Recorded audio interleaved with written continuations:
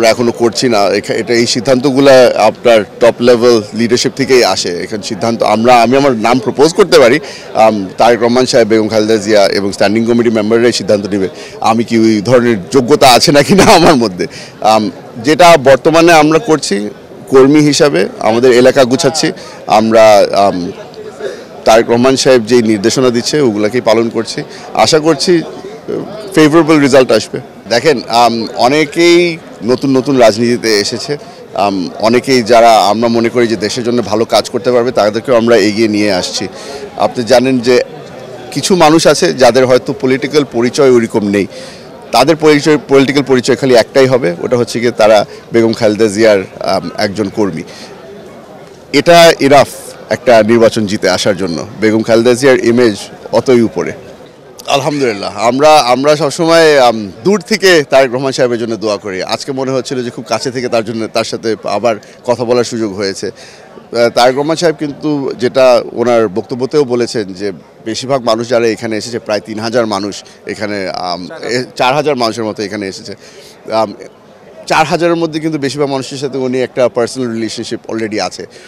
হয়তো কারোর সাথে টেক্সটের মধ্যে কথা হয়, কারো ফোনের মধ্যে আলাপ হয়।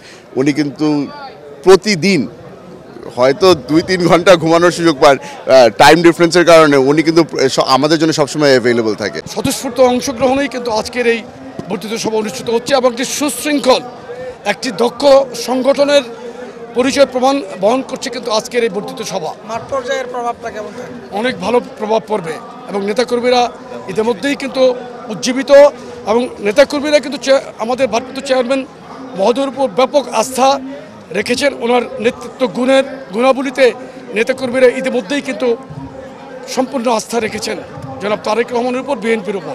আমরা জেলা এবং মহানগর ইউনিটকে পরিপূর্ণভাবে জুলাই আগস্ট বিপ্লবের এই গণঅভ্যুত্থানের আন্দোলনে আমরা কিন্তু মাঠে ছিলাম জনাব তারেক রহমানের নেতৃত্বে। আর বার্তা কিন্তু ইতিমধ্যেই একদম ক্লিয়ার মেসেজ কিন্তু নেতাকর্মীদের কাছে প্রতিনিধিত্ব যাচ্ছে। কোনো মানুষকে কষ্ট দেওয়া যাবে না, কোনো প্রকার অন্যায় করলে, দলের সংগঠন বিরোধী কোনো কাজে জড়িত থাকলে কিন্তু তাদের প্রত্যেককেই আমরা কিন্তু পানিশমেন্টের আওতায় আনছি, শাস্তিমূলক ব্যবস্থা নিচ্ছি। ইতিমধ্যে আমরা দেখেছেন গাজীপুরের একটি ঘটনায় আমরা 1 ঘন্টার মধ্যে ওই জাহাঙ্গীরকে বহিষ্কার করেছি এবং আমরা আমাদের দলের পক্ষ থেকে তার বিরুদ্ধে মামলা করেছি এবং প্রশাসনকে উদাত্ত আহ্বান জানিয়েছি তাকে অবিলম্বে গ্রেপ্তার করার জন্য।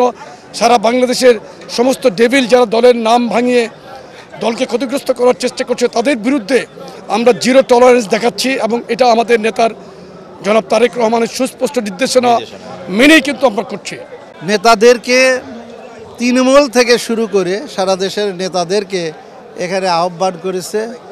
এই বর্ধিত সভার মধ্যে দিয়ে বিএনপি একটা প্রাণ খুঁজে পাবে, কারণ বিএনপির আকাশচুম্বী জনপ্রিয়তা, এই জনপ্রিয়তা কেউ নষ্ট করতে পারবে না।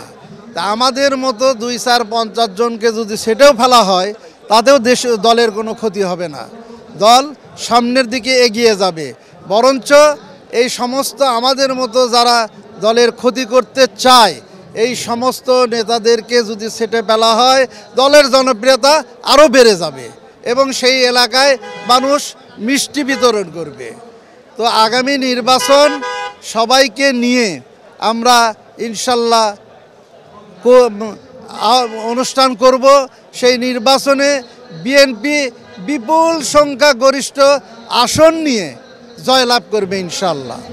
আমরা বাংলাদেশ জাতীয়তাবাদী দল এই 17 বছর লড়াই সংগ্রাম করে যুদ্ধ করে আমরা জননেতা জনাব তারেক রহমানের নেতৃত্বে আমরা ঐক্যবদ্ধ থেকে এই ফ্যাসিস্টকে পতন করেছি।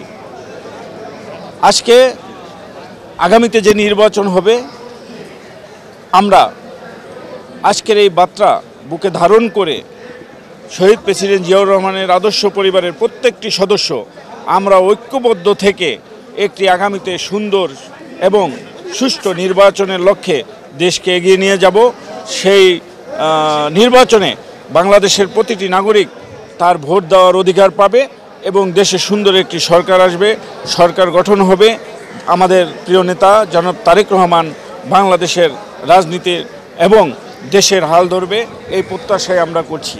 পাশাপাশি এই সরকারের কাছে আমাদের একটি অনুরোধ থাকবে, আমাদের ইলিয়াস আলী থেকে শুরু করে যত নেতাকর্মী আজকে গুম হয়ে আছে, যারা খুন হয়েছে, অবশ্যই এই খুনিদের বিচার তাদের করতে হবে এবং আমাদের এ সকল নির্যাতিত পরিবারের পাশে তাদেরকে থাকতে হবে। এটাই আমার প্রত্যাশা।